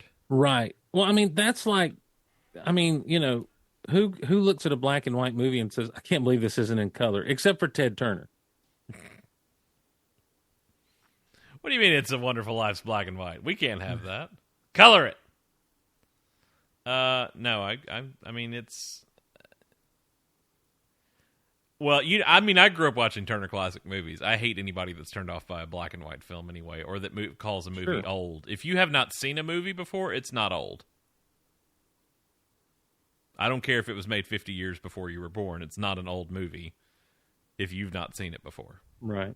That's still a new movie to you, sir. It's new to you, yeah. If you buy a used car, you don't say, "Hey, I bought an old car." You say, I've got a new car." Yeah. Show some damn respect. Hey, show some respect. No, I don't get this. And I think it is all born out of this. I think it's the archetype of what they view as what Superman fans, quote unquote, like about Superman. Mm-hmm. And that they like the do-goodiness of him. Right. And to them, that's just so obtuse. Like that they can't even fathom why would you... Because, and this gets kind of into the whole Snyder of it all, Venn diagram. They get so angry when you talk about Superman saving a cat from a tree. Right. Like they think that's so beneath him and so stupid. And it's one of those things that I see come around on Reddit or what have you every once in a while, and it's like talking about, and that's kind of it's always been a Superman thing, but I think that really originated, that kind of mentality originated out of the Byrne era, the John Byrne era, and anything tied to that, which was influenced by the Reeve films. So I think anything tied into that to them, where he's any kind of Boy Scout-esque. But the thing is that he's always been that way. He's always been that way, but then you've got him automatically when you've got him doing fighting Batman or, fighting Darkseid or whatever. Mm-hmm. I don't know if you know this or not, people who were obsessed with it, but Henry Cavill only played Superman 3 times. 4, I guess, technically. But and I don't say anything. I'm not disparaging Henry Cavill because I like Henry Cavill. Mm-hmm. And I, for the most part, like some of that was done. There's more that I do not like than what I do, but he was not the problem to me. It was the content given to him and the way he was told to present himself as the character. I don't know that casting in any of those movies was a problem outside of 2 characters that I can think of that I didn't care for the casting or the on-screen portrayal of those characters. Who's that? Flash. I didn't really care for Ezra Miller, and I didn't like the way they presented him as the Flash on screen. He was Barry was always real put together. He obviously having superpowers caused an interruption in his life, but even in the comics, Barry Allen wasn't some weird dude, with the issues that they project. My point is I didn't care for it. And then the Joker, I didn't like how the Joker was portrayed. That was terrible. There was no casting in that franchise that I was very taken with one way or the other. A lot of people like to hate on that. A lot of those fans like to say that Cavill, not those fans being the Snyder fans, but then you go back on the other side of the aisle, they like to argue that Cavill and Adams had no chemistry whatsoever, and then they also point to Routh and Bosworth saying they had no chemistry. I think Cavill and Adams had fine chemistry. I think they were fine. I think it was just the way they were written. Right. More often than not. I mean, the problem is they don't get a lot of scenes together. Right. In especially Dawn of Justice, they have scenes where they don't even speak to each other. In some instances, where they're both there and just look at each other. Casting wise, to your point, I liked Ezra Miller in the Snyder Cut. I liked that Barry. I thought he did a much better job with that Barry than he did in the theatrical cut, which obviously was a lot of Whedon influences. Right. And then I don't like... I did not like his portrayal in his actual standalone film. Right. But Jeremy Irons as Alfred is inspired. Yes. And Lawrence Fishburne as Perry White was Loved inspired. Yep. Those two were the best casting choices of that entire franchise, in my opinion. I'll give you that. But I just find it funny how, and it's like anything these days. It's like Star Wars. It's like any kind of fandom where you take polar opposite stances, and it's not opinion anymore. It's I'm right and you're wrong. Right. It's right. And it's the same way with Superman. It's they fully believe that the Christopher Reeve incarnation of the character did damage to the character. Yeah. And I just don't. I mean, it's one of the best. The first one of the best. I mean, in my opinion, it is the best. But I mean, there's people that argue it. One of the best comic book films of all time. The Superman the movie is the comic book film. Absolutely. Like every superhero movie that was made after it stands on its shoulders. It truly, truly does. You don't have you don't. I don't think you get even Burton's Batman without Superman the movie. Kevin Feige has even said that so many of the Marvel films that especially early on, it was like watch Superman, get the formula from Superman the movie and what they did. Yeah. And this is kind of the building blocks that we're going to use. Well, I mean, Raimi, the Spider-Man trilogy. Right. I mean, the yes. first Spider-Man is very much Superman the movie. The Spider-Man 2 is is Superman 2. Spider-Man 2 is Superman 2. Right. Yeah. Well, Spider-Man 3. He's a bad dude. He's got to get rid of his bad self. Superman 3. Spider-Man 4, he's getting rid of nukes now. Hey, molded plastic chairs. I'm too old to, I should be too old to care. Right. But then I also care about it, so I care about what they're insulting so deeply. I'm like, I don't like that you're, first of all, fully misunderstanding. I mean, it's just that you're wrong. Like, it's not, like, and I guess that's no different than what they're doing when I say that, because it's not a difference of opinions as much as it is saying one person's wrong over the other. Like, I feel like, here's the thing. This is where I think that you can't just outright dismiss someone because of their opinion, obviously. But at the same time, that works both ways. You have invested time and energy and passion into the character, into the whether it's watching the movies, the shows, the reading the comics, whatever the case may be. There's been time and passion, and analyzation and thinking about and criticizing. And is this kind of what you and Bailey were talking about the other day? In a little bit, yeah. But I mean, you've taken time to critique, not criticize necessarily like in a negative way, but seriously have thoughts about these things and consider the artistic nature of it and all. And so to come along and say you're just wrong because you're old, yes. Or you have no opinion because you're old. And that's another thing I hate is they're like, you only like this because you were a kid when you saw it. And I would push back on that and say, you know what? I used to, as a kid, not like the George Reeves Adventures of Superman because I thought it was old and outdated, and especially that first season was black and white. But when you watch that, especially the first season, the best season of the Adventures of Superman is season 1. Absolutely, it is. And you see a nuanced performance. You see what mild-mannered means is not bungling. It's not. It's really not even the foolishness of the character that Christopher Reeve plays. There's a Clark. They don't believe he could be Superman, but he still has his own agency. He's working with Inspector Henderson, throughout the whole thing, and he's doing the work of the reporter.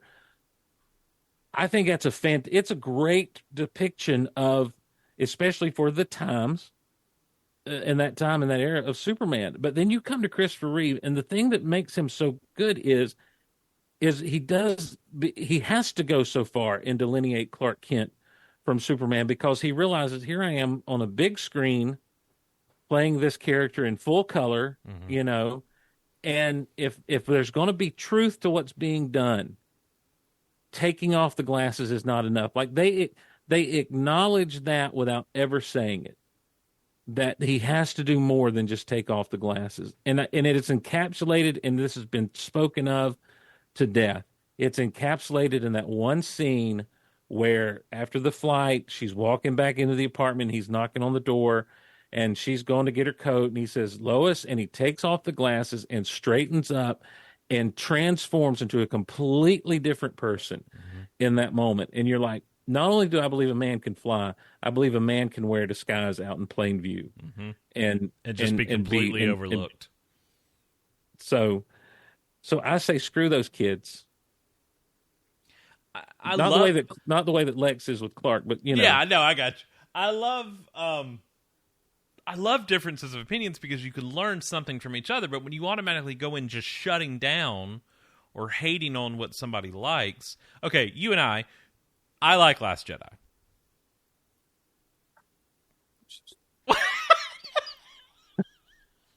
This isn't a jumping off point. It's transitional. Absolutely wrong. Wait a minute! You can't. You can't say all that and then just do the same thing back to me. I like Last Jedi for the most part. There are things about Last Jedi I don't like. There are things about Return of the Jedi I don't like. Okay, so you shut your mouth right now. They're not everything's always perfect all the time. I will send an army of Ewoks to cook and eat you. That's fine. That's how I want to go anyway. That's but I get why you don't like it. Mm-hmm. I fully understand. We've had conversations about it over the years. I fully understand why you don't like it. You don't understand why I like it, but I fully understand. Oh, I don't understand why anyone likes it. Not anyone that would call themselves a Star Wars There's fan. nothing redeeming about it to you whatsoever. You know, maybe the Yoda scene is a little bit. But to me, but we're how many years removed now, and nothing. There's going to be a resurgence on it, just like there's going to be a resurgence on Superman Returns.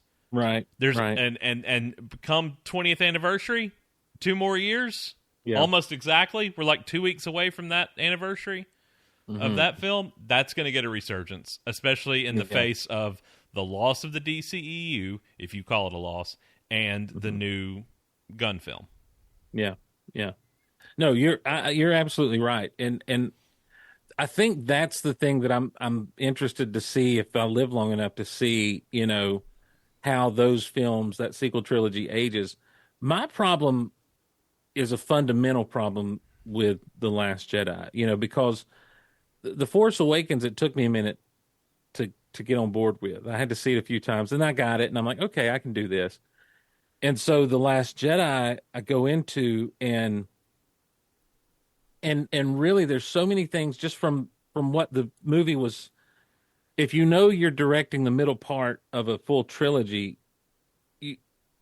I don't want to break it down, but the fundamental issue comes to this: Luke Skywalker did something that the Jedi did not think he could do and did not think was possible. He saw good in his father, the most evil man in the galaxy. He knew had good in him. And he went with the intention of not killing his father, but drawing out the good in him or dying himself. Like, he was willing to die with, proving that his father had good in him. And so does he skirt the dark side along the way? Sure he does. But in the end, he throws that lightsaber away. I'm a Jedi like my father before me. Now, young Skywalker, you will die. And Vader, picks up the Emperor and does all this thing. He had no relationship with his father outside of fighting with lightsabers and sensing good in him.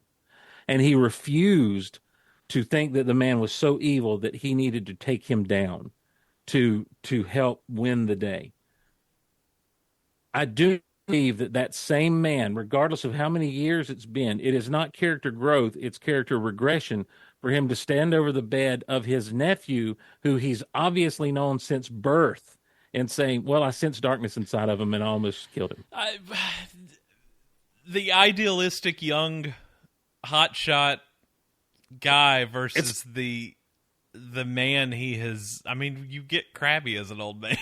You've got crabby as an old man. Listen, hold on. I don't have a problem with the Jedi messed up. I tried to do it their way and we failed. So I came to this island because he was trained by hermits. And so to him, that's what he would know to do. Go be a hermit now until the right time. I get that. Yeah. But when the right time comes along and you toss the lightsaber and you say, I'm shutting off. We got to destroy it all. It's got to die. All this stuff. Why? Because I sense darkness in my nephew and I thought about killing him. It's not the idealism of youth that went away. I completely forgot the lesson I learned while I stood there in the Ewok village and saw my father perfectly redeemed. That love, that you're not irredeemable. And I did not want to do that work again, I guess, to help my nephew that I knew since he was birth. The first issue there is they replaced him with Hayden at the end, and that. Right, and Luke's like, some random guy you're like, showed up. Who the hell's this? And that's what set him on the path to killing the nephew. Okay, all right. You know what? You completely turned me around. Did it! Yes! Edna, file it! We got him! You're right. Steve Glosson loves The Last Jedi. You shut your mouth. I can't do it. I can't go along with He'll this come to anymore. your house and do screenings. He'll come and he'll introduce Especially, you to listen, the best thing about it's the your mama joke right at the top of the movie. I actually love that. The top means the beginning of the film. Oh, is that how that works? All right. Right. So divide and conquer then.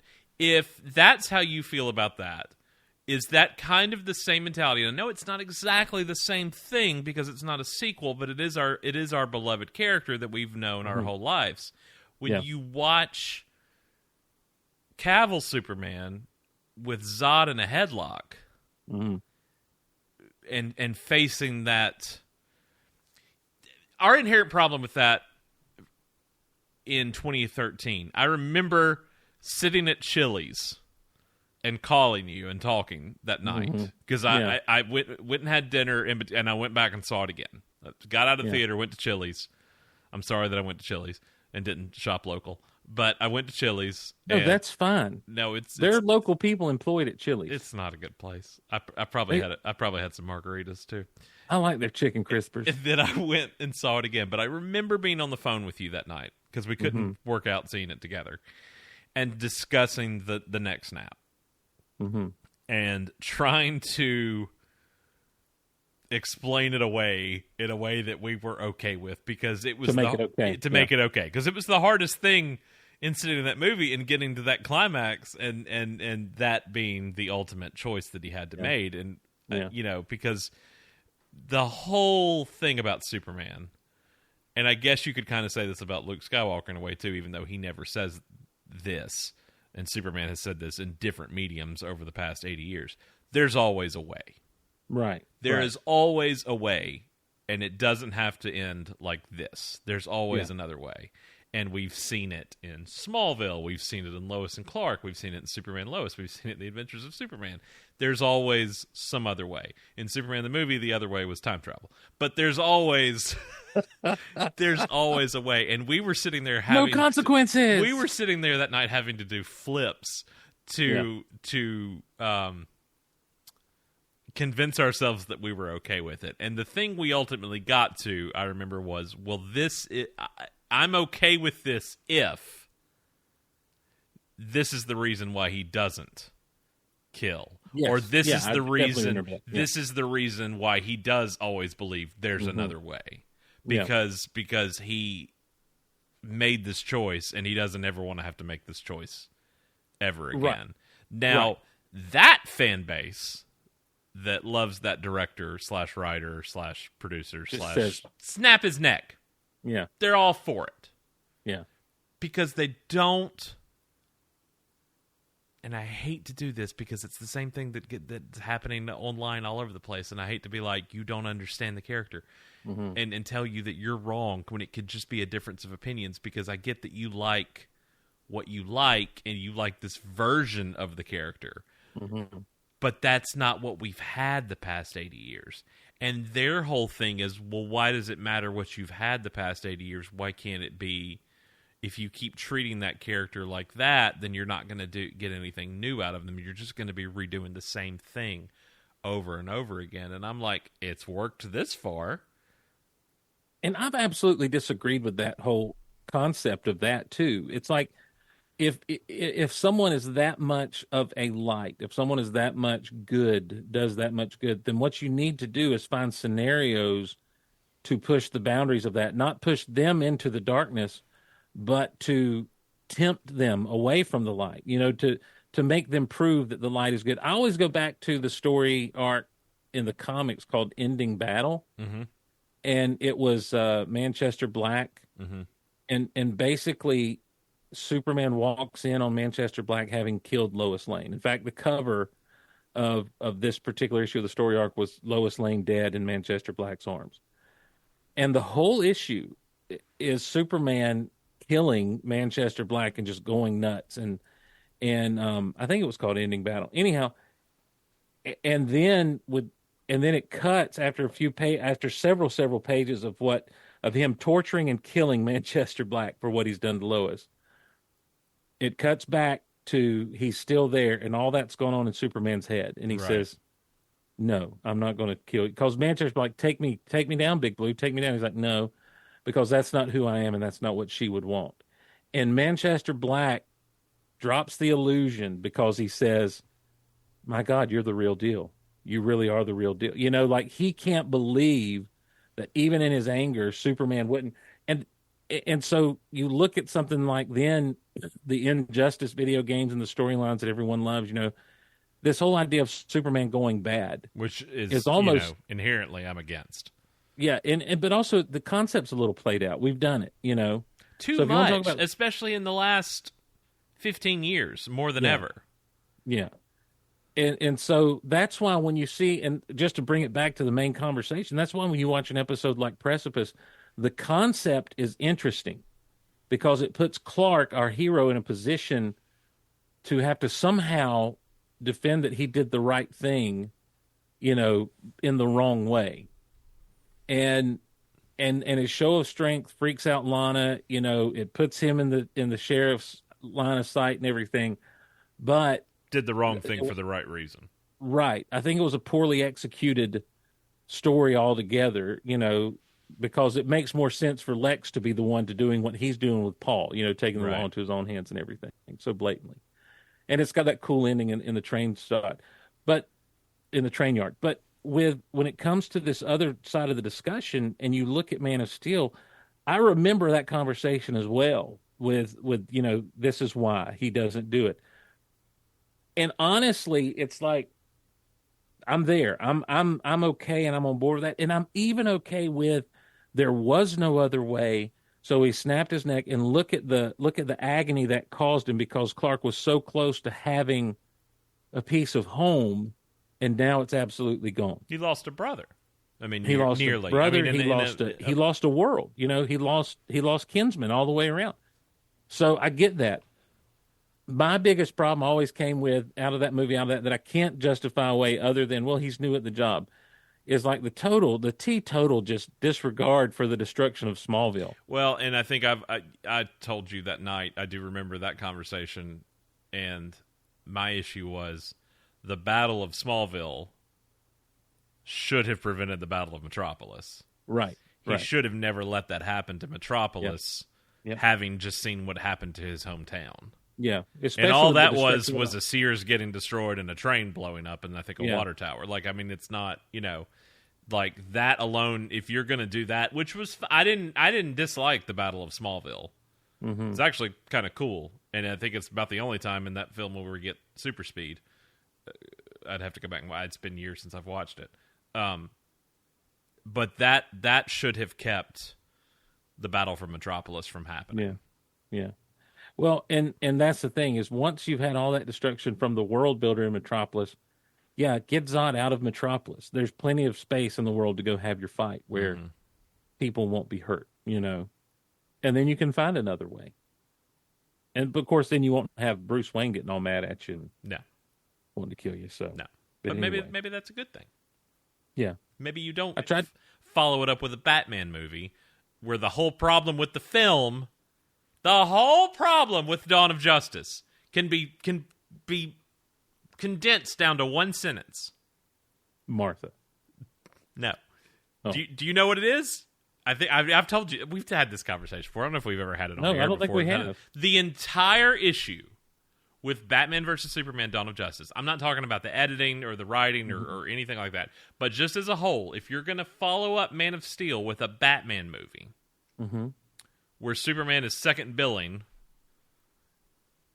the entire issue is that we all watched Man of Steel, and Bruce didn't.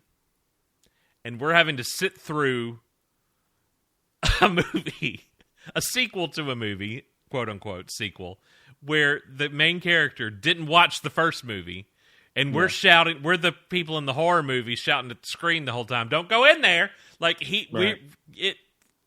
that is what frustrates me on the whole about Dawn of Justice to the nth degree, is that you didn't watch all this, and we sat through it, and we're having to watch you play out this fool's errand that goes nowhere. That goes absolutely nowhere, and ultimately brings about the death of Superman.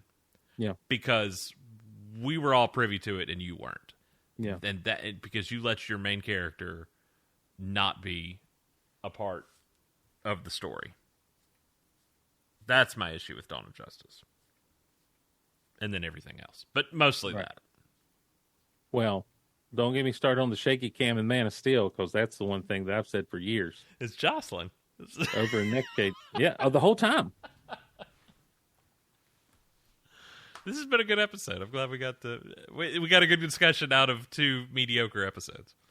Yeah, thanks for joining us on Geek Out Loud, everybody. Yeah. Thanks for joining us for the 200th episode. Starkville House of Hell. Do you want me to just call this awesome? Do you want me to just call this 200 Part 2? Will that make you? No, it's fine. Listen. I wasn't going to do it anyway, but the dream that I had so many years ago was to be on with you guys. Well, and you're in luck because they both want to do more. So it's gonna. Okay. So, you and Houston need to. And to your credit, I thought that had already happened. For some reason, I thought you and Houston had done an episode together. I don't think we have. I thought like maybe a Supergirl or something. No, had I don't happened. think so. So now that's my goal, is to have all of us on. And I can say Dr. Houston, I presume. Mm-hmm. Doctors in the podcast. Doctors in the hallway. SmallvillePodcast.com, where you can find us online. At Starkville House of L on Instagram. At Shoe Smallville. Did you get to go see Muppet Movie in the theater? Didn't come here. Closest was 2 hours away.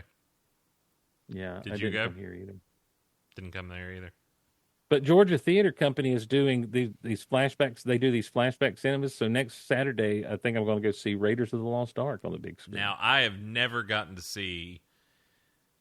No, I saw Last Crusade, but I mean, I was a kid. I've never gotten to see the first 3 on the big screen. I've never seen Raiders on the big screen. Yeah. That I have never gotten to do. You would have thought with the lead up to Dial of Destiny, they would have brought those back to theaters. I don't know how up and up some of these showings are of things like. Oh, yes. I'm talking about just on a national or international level. Right. You would think that they would bring back. Yeah. No, you just show a movie and hope for the best in some of those instances. I hope that you don't get fined for it. Well, they have like a whole preview stuff and things for them, so it's like they're professionally made because they're doing the Harry Potter things, week after week. They're doing they did Godfather. We went and saw for Haley Pride and Prejudice because she loves Pride and Prejudice. We went and saw that one back at Mother's Day, I guess, and so they do them on the weekends. They do them on a Sunday and a Wednesday. So on a Sunday night after church, you can go see an old movie that you haven't seen. Did you take a good nap? They're doing Jaws in June as well. Did you take a good nap? Are they doing Jaws: The Revenge? That time? No, just the original Jaws. That time it was personal. That's what I heard. All right. SmallvillePodcast.com, at Starkville Houseville, Instagram, at Shoe Smallville on the Twitters, and the TikTok is at, I believe, Smallville Podcast. I'm trying to cook up some new things to do with Shoe moving forward, so hopefully we'll see a regular. You can wear them? Yeah. You can walk in them. I would say you can run in them, but I ain't doing that. Best things in sliced bread. So continue watching your feeds for that. Hey, leave us a rating and review. We'd really appreciate that.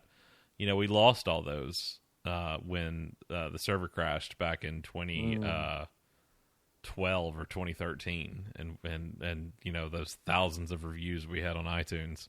At the time that we don't have on Apple Podcasts now. We'd love for you to go and do that. You can find Steve at Geek Out Loud, the official podcast of geekoutonline.com. That's true. I'm there all the time. Where he has surpassed 300 episodes now. I wasn't on 300. Right. Well, I haven't. Wait. Go ahead. Yeah, hold on. Let me explain to you what the plan is. We had a technical episode 300. A technical 300. But we haven't done the celebratory 300. Oh. So, because we're in the middle of this stupid bracket thing. Well, that's your fault. No, I don't deny that at all. I got you. No, it's fun. That's fun. I didn't do a celebratory 200 because I don't feel like it's an achievement to go 19 years and finally get to 200 episodes. Why can't I find Starkville House of L on On what? On the Apple. Try Smallville podcast. Huh. I'm in the podcast section and everything. Well, there you go. I that's fine. That I would. I didn't feel like 200 was celebratory because that's what 10 episodes a year for 19 years. That's not something to be. I mean, we quit twice. Yeah. So when we get to 300, I'm not finding it at all. It's really bothering me. Please don't tell me that there is no longer a. Are you on Apple Podcasts? Yes. On the desktop? Well, I'm on the desktop app, yeah. Yeah, it's right there. If you type in Smallville podcast, it's the first thing that comes up.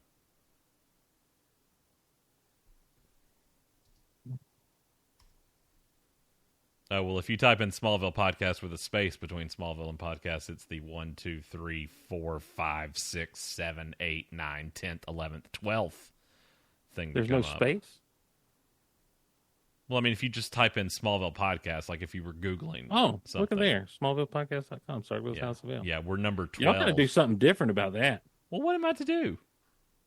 I don't know. We do have a channel now on Apple Podcast. Shut your mouth. We do. There's a Starkville House of L channel, and if you go to it, you get all 3 shows. What does that mean? Well, I'll show you. So I'd like to read a review, if I may. Oh, please. Well, they're not coming up. Oh. I'd like to, but I can't. You can't even pull up. What's wrong that you can't even pull up reviews? There, I don't know. Maybe it's the iTunes app. It's working fine on mine. I'm using. This is what people tune in for right here. This is it. The Steve and Derek of it all. Did that link work that I sent you? I did not see a link. In the chat? I got it. I found it. Our last review is from a year ago.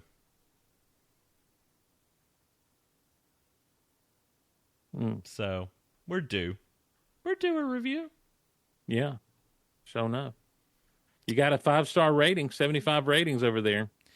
Entertaining, comfy podcast is what this one says. I've always been a fan of the Steric duo from Geek Out Loud. But see, I wasn't from Geek Out Loud. That doesn't make it. That's why I wasn't on the 300th episode. There you go. That's where they found you. That's why I wasn't on the 300th episode. And have now been really enjoying Shu while casually watching Smallville on Hulu. I'm hopeful the duo will get together again to finish out the season 1 through 5 rewatch. Who said we were ending at 5, baby? All the way to the end. We're going all the way again. 2031. 20 Is years. How long do you think it'll take? 20 years from the finale. Wow. So you're really hopeful. I try not to be. Life kind of knocked that out of me. Hey, sometimes life comes at you pretty fast. Is that from a movie? Feels like it. Or a commercial. I'm not familiar. Snap into a Slim Jim. That's it. That's what it's from. It's Slim commercial. We will see. Anything else you want to promote other than Cole? I put up like 3 videos on my YouTube, on the Geek Out Loud YouTube, of just mediocre action figure photography people might want to check out. Okay. Yeah. Geek Out Loud on the YouTube? Hey, life moves pretty fast. Uh-huh. If you don't stop and look around once in a while, you could miss it. Is that from First Chronicles? No, it's from Ferris Bueller's Day Off. Oh, it's the Book of Bueller. That's right. Yeah. How would I have forgotten that? I don't know. Hey, you can buy the X-Men 97 soundtrack on vinyl. It's awesome. Okay. All right, wrapping up. See you guys next time. Geek Out Loud on YouTube. Geek Out Loud on YouTube. We'll be discussing the next 2 episodes, Witness and whatever I said was the one after that. Accelerate, I believe. It's bad that I cannot come up with the episode titles anymore. What you didn't listen to on the 200th episode was me trying to do them all. I did hear that. Yeah, well, I thought you didn't listen. I'm a tricky. Oh, tricky white boy. Okay. All right. See you guys next time. Bye-bye. Bye.